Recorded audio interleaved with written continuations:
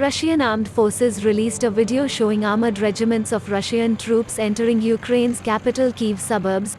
As per news reports, sporadic bombardment of Ukraine capital started from this morning.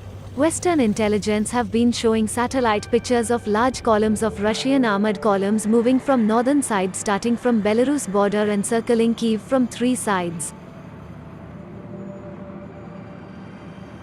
President Vladimir Putin has insisted Russia's military advance in Ukraine is going as per plan, as Kyiv and Moscow agreed to create humanitarian corridors for civilians to escape the Russian invasion. After the fall of a first major Ukrainian city to Russian forces, Putin on Thursday appeared in no mood to heed a global clamor for hostilities to end as the war entered its second week.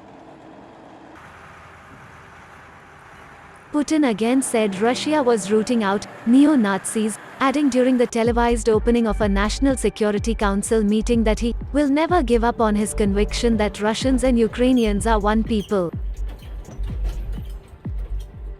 Russian forces shelled Europe's largest nuclear plant early Friday, sparking a fire as they pressed their attack on a crucial energy-producing Ukrainian city and gained ground in their bid to cut off the country from the sea.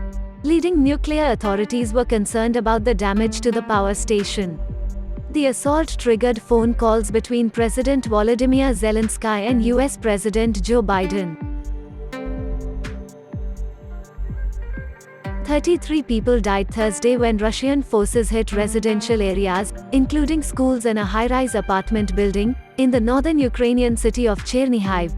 Ukraine's emergency service said 18 people were also injured in the attack, updating an earlier toll.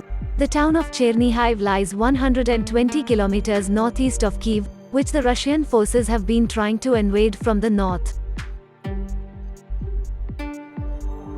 A drone video shows the extent of damage in Borodyanka, 60 kilometers northwest of capital Kyiv.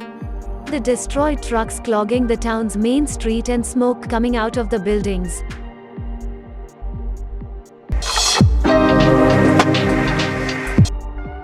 In a landmark step, the government has offered 4 projects to the Indian industry for design and development under Make I category of Defence Acquisition Procedure 2020 to give a boost to Prime Minister Narendra Modi's call for Atmanirbhar Bharat.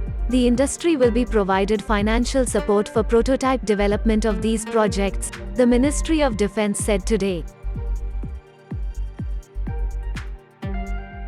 The projects accorded approval in principle by the Collegiate Committee of MOD are communication equipment with Indian security protocols, like routers, switches, encryptors, VoIP phones and their software, airborne electro-optical pod with ground-based system, and airborne standoff jammer for Indian Air Force and light tank to be operated at high-altitude areas by Indian Army.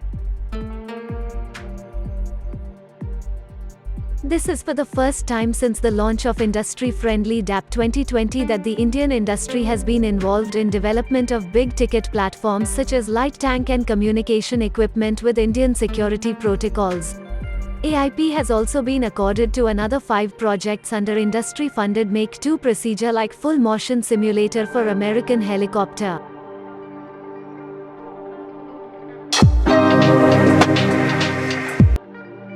The Quad leaders convened a virtual meeting on Wednesday and discussed the ongoing conflict and humanitarian crisis in Ukraine and assessed its broader implications.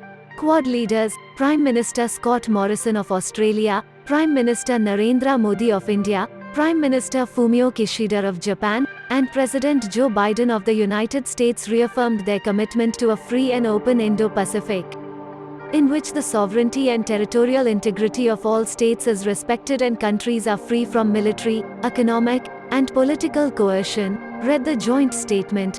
They reaffirmed their dedication to the Quad as a mechanism to promote regional stability and prosperity.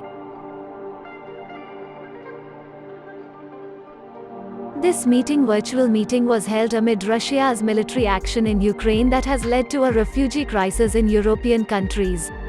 Since the start of the Russian special military operation last week, several Western countries have imposed crippling sanctions on Russia.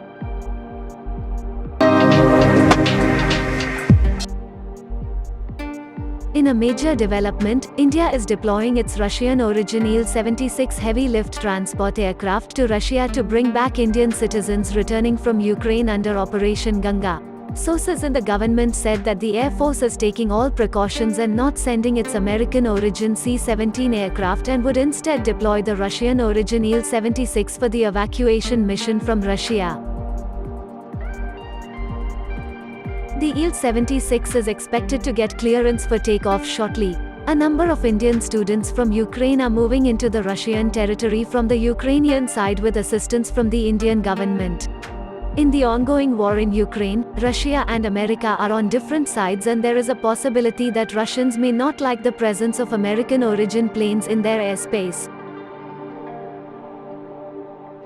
India has so far deployed only C-17 Globemaster heavy-lift transport aircraft and commercial planes in Operation Ganga to bring back Indian students and citizens from war-ravaged Ukraine via Poland, Romania and Hungary.